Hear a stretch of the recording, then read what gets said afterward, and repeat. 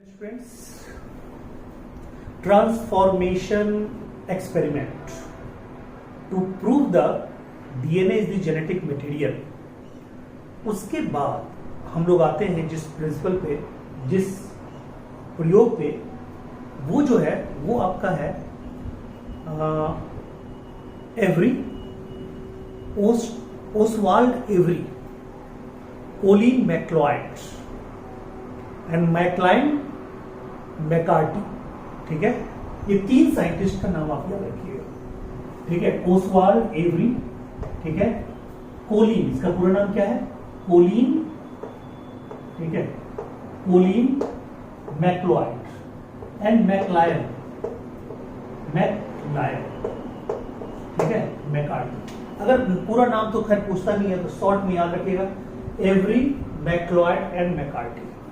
ठीक है, ये तीनों ने क्या किया, ये तीनों ने मिलके, ठीक है, देखिए बायोकेमिकल कैरेक्टराइजेशन है, कहता है कि हुआ क्या था कि जब ग्रिफिथ साहब ने 1928 में एक्सपेरिमेंट किया, ट्रांसफॉर्मेशन एक्सपेरिमेंट, ठीक है, यानी स्ट्रेप्टोकोकस बैक्टीरिया को लेके।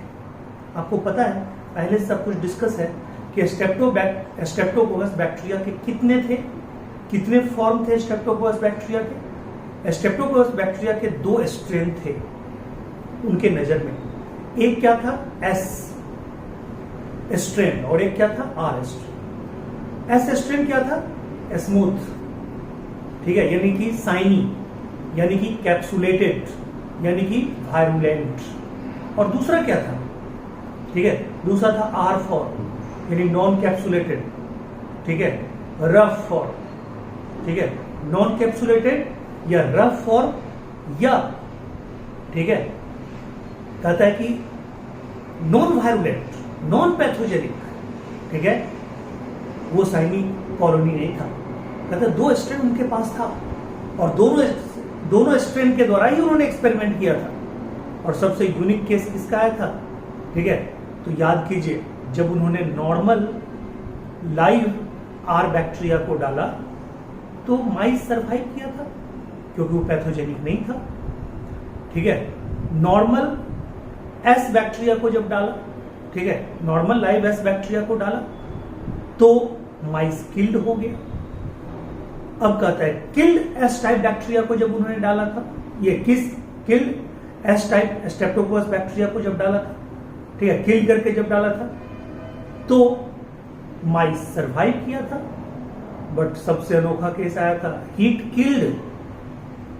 Killed S type plus live R type जब उन्होंने डाला था तो क्या हुआ था, सरप्राइजिंगली, ठीक है, बैक्टीरिया, ये माइस डेड हो गया था। क्यों, तो उन्होंने लास्ट में बस इतना बता पाए कि जो हीट किल्ड एस टाइप था, ठीक है, उसका प्रोटीन तो डीनेचर्ड हो गया था हीट किल्ड होने का, बट उसका प्रोटीन उसका डीएनए डीनेचर्ड नहीं हुआ क्योंकि उनके थॉट में ये था कि DNA is heat stable, DNA is heat stable. इसलिए उनके नजर में वो क्या हुआ, डीएनए ट्रांसफर हो गया। वो नेकेड डीएनए जो कैप्सूल के फॉर्मेशन के लिए रिस्पॉन्सिबल था वो क्या हो गया, वो, ठीक है, मतलब ट्रांसफर हो गया किसमें, उस लाइव आर टाइप, ठीक है, बैक्टीरिया में, और उसके ऊपर क्या बना दिया, कैप्सूल बना दिया, जिसके कारण live R type is changed into live S type which infect the mice, which inject the mice and mice is become dead. Clear है पॉइंट। बट वो जो ट्रांसफर हुआ था उसके बारे में वो कंक्रीट कोई और प्रूफ नहीं दे पाए। इसलिए 1928 के इस एक्सपेरिमेंट के बाद भी, ठीक है, मतलब उसके 4-5 साल बाद भी 1933 से लेके 1944 के पहले तक, ठीक है, जितने भी साइंटिस्ट बिरादरी के लोग थे, जितने भी साइंटिस्ट ऑर्गेनाइजेशन थे, वो ट्रांसफॉर्मेशन एक्सपेरिमेंट ग्रिफिथ को मानने के लिए तैयार नहीं थे। ठीक है, यानी कि 44 तक कंफ्यूजन ही रहा। 44 में ट्रांसफॉर्मेशन एक्सपेरिमेंट के अधूरे रिजल्ट को सॉलिडिफाई करने का जिम्मा जिस साइंटिस्ट ने उठाया, उसमें 3 साइंटिस्ट थे। पहला Oswald Avery, Colin McCarty, Colin, ठीक है, Avery is Colin MacLeod and Maclyn McCarty. ये तीनों साइंटिस्ट ने मिलकर एक कैरेक्टराइजेशन दिया, बायोकेमिकल कैरेक्टराइजेशन, यानी बायोकेमिकल प्रूफ देने की कोशिश किया। उसके लिए इन्होंने क्या किया, तीनों ने सिर्फ एक बैक्टीरिया को लिया, याद रखिएगा। किसको लिया इन्होंने? सिर्फ लिया हीट किल्ड, ठीक है, इन्होंने लिया हीट किल्ड, ठीक है, S type bacteria, heat killed S type bacteria को लिया, S type Streptococcus pneumoniae bacteria को लिया, ठीक है, निमोनी बैक्टीरिया को लिया और इसके अंदर से इन्होंने 3 चीजों को प्यूरिफाई करके निकाला। आफ्टर प्यूरिफिकेशन इन्होंने, ठीक है, 3 चीजों को लिया। इनके नजर में प्योर डीएनए को निकाल लिया, प्योर आरएनए को निकाल लिया और प्योर प्रोटीन को निकाल लिया, प्योर प्रोटीन को निकाल लिया, ठीक है, प्योर डीएनए को निकाला, प्योर आरएनए को निकाला और प्योर प्रोटीन को निकाला, ठीक है, ये तीनों को निकाल लिया इन्होंने, प्योर आरएनए, प्योर डीएनए और प्योर प्रोटीन, ये तीनों को इन्होंने निकाला। अब क्या किया इन्होंने, ठीक है, ध्यान दीजिएगा, ये pure DNA, pure RNA, pure protein को निकाल के, ठीक है, अब इसका उन्होंने, ठीक है, क्या किया, ट्रांसफर किया। किसमें?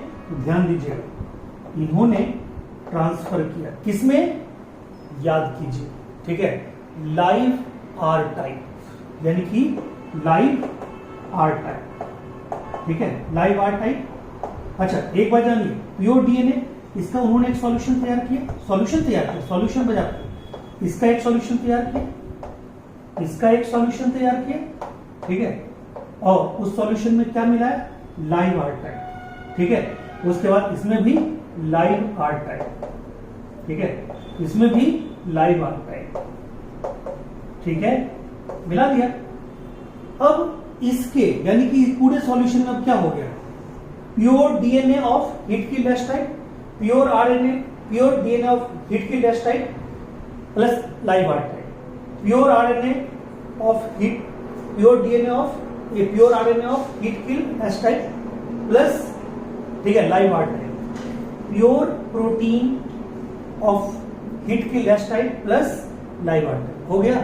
अब इसको ट्रांसफर किया गया, किसमें ट्रांसफर किया गया, ठीक है, बताइए, माइस में ट्रांसफर किया गया। जब माइस में ट्रांसफर किया गया तो बताइए, ये जो है, ये जो गया, यानी कि लाइव डीएनए जब गया किसमें, प्योर डीएनए जब गया हीट किल्ड एस टाइप से जो निकाला हुआ था प्योर डीएनए, ये जब लाइव आर टाइप में गया तो माइस किल्ड हो गया, माइस किल्ड हो गया। जब प्योर आरएनए गया तो माइस सरवाइव किया, और जब प्योर प्रोटीन भी गया तो क्या किया, माइस सरवाइव किया, माइस क्या किया, सरवाइव किया। अब बताइए, ठीक है, आरएनए के जाने से माइस सरवाइव किया, यानी आरएनए जेनेटिक मटेरियल नहीं था, आरएनए ट्रांसफर नहीं हुआ, आरएनए कैप्सूल के फॉर्मेशन नहीं करवाया, किस पे, लाइव आर टाइप में। प्रोटीन जब ट्रांसफर हुआ तो भी सरवाइव किया, यानी प्रोटीन में भी कैपेसिटी नहीं थी कैप्सूल के फॉर्मेशन को अंजाम देने का, यानी कैप्सूल फॉर्मेशन के लिए, ठीक है, प्रोटीन उत्तरदायी नहीं था। यानी प्रोटीन जो बना उसके लिए उत्तरदायी कौन है, प्रोटीन जो बना उसके लिए रिस्पॉन्सिबल कौन है, तो प्रोटीन जो बना उसके लिए रिस्पॉन्सिबल कौन था, सिर्फ डीएनए, जो कि पहला एक्सपेरिमेंट में क्या हुआ कि ये डीएनए, प्योर डीएनए के जो सॉल्यूशन में, ये प्योर डीएनए किसका है, ठीक है, हीट किल्ड एस टाइप का, उस प्योर डीएनए के सॉल्यूशन में आप जो देख रहे हैं, प्योर डीएनए के सॉल्यूशन में वो क्या हुआ, लाइव आर टाइप को डाले तो यही डीएनए ट्रांसफर होकर ठीक है, लाइव आर टाइप को किसमें बदल दिया, लाइव एस टाइप में। इसका मतलब ट्रांसफॉर्मिंग मटेरियल जो था वो यही निकला, कौन, डीएनए। फिर भी लोगों ने, बहुत लोगों ने उस टाइम, बहुत साइंटिस्टों ने कहा कि नहीं, हम इस प्यूरिफिकेशन मेथड को मानते ही नहीं है, हम प्योर डीएनए की कल्पना करते ही नहीं है, हम प्योर आरएनए की कल्पना नहीं करते, हम प्योर, ठीक है, मतलब डीएनए की कल्पना नहीं करते, pure DNA, pure RNA, pure protein, ये जो आप बता रहे हैं हम इसकी कल्पना नहीं कर रहे हैं, ये प्योर फॉर्म में निकल ही नहीं सकता। तो इनके प्यूरिफिकेशन प्रोसेस पे भी संदेह था लोगों को, इसलिए इनको भी मान्यता नहीं मिली। इन्होंने एक और एक्सपेरिमेंट किया, इन्होंने ही एक और एक्सपेरिमेंट किया। क्या एक्सपेरिमेंट किया, सो देखिए, इन्होंने लिया 3 एंजाइम, ठीक है। आप जानते हैं कि एक ग्रुप ऑफ एंजाइम होता है, आपने पढ़ा होगा 6 ग्रुप ऑफ एंजाइम होते हैं, ठीक है, 6 ग्रुप ऑफ एंजाइम होते हैं, ठीक है।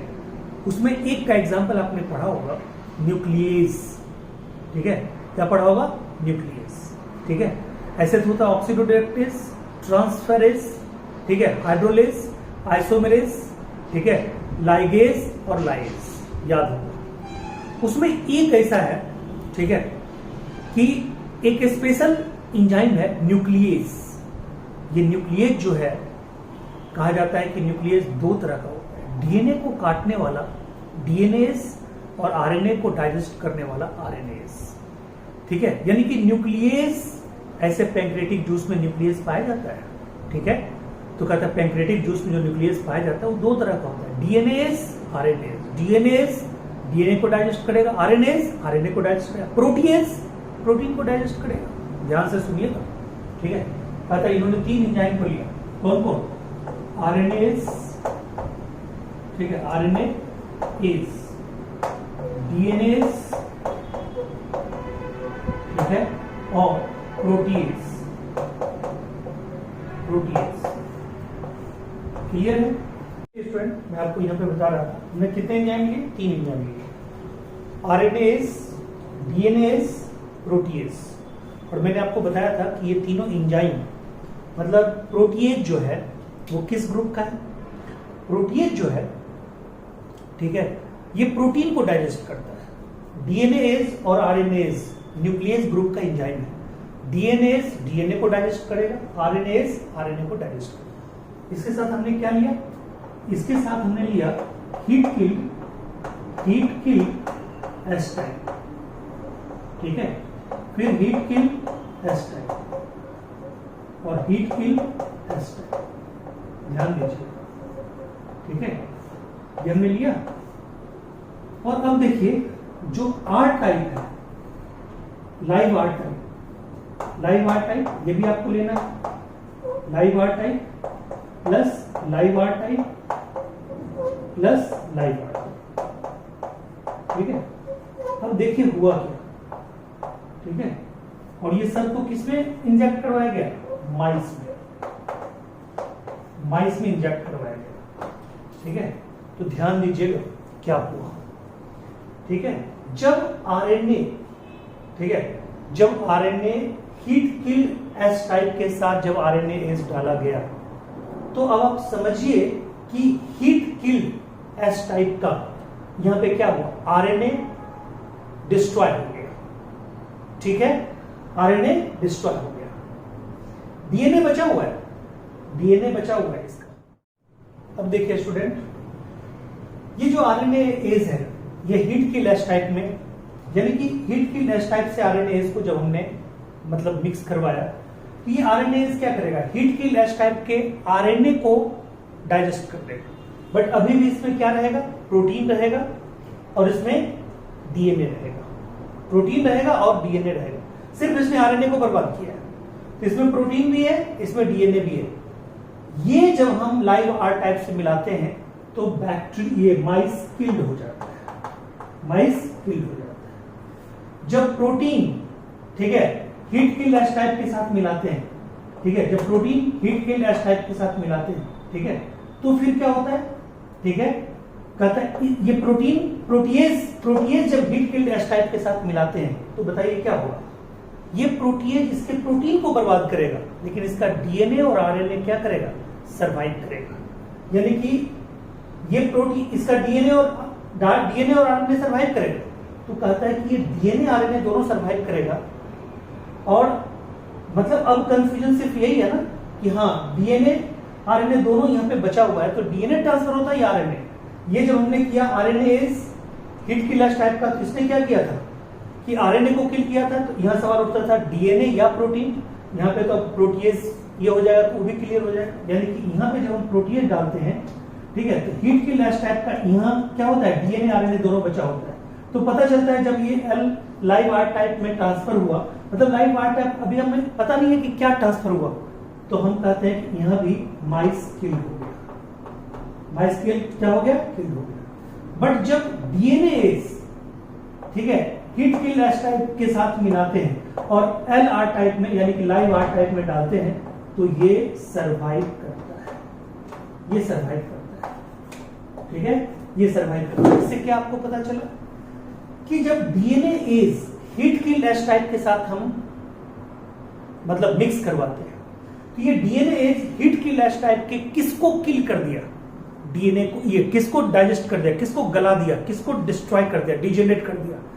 DNA of heat killed S type is degenerated by, is digested by, completely neutralized by DNA-is, और इसलिए इसका जो डीएनए था वो इसमें नहीं गया तो इसमें कैप्सूल नहीं बना, और कैप्सूल नहीं गया, कैप्सूल नहीं बना लाइव आर टाइप में, इसलिए ये माइस क्या किया, सर्वाइव किया। इसमें क्या था, इसमें आरएनए इसका डिस्ट्रॉय हो गया था, बट इसमें प्रोटीन और डीएनए तो था, तो इसका डीएनए इसमें गया होगा, इसलिए ये कैप्सुलेटेड हो गया, इसलिए हीट किल हो गई, ये सॉरी क्या बोला, किल हो गया माइस।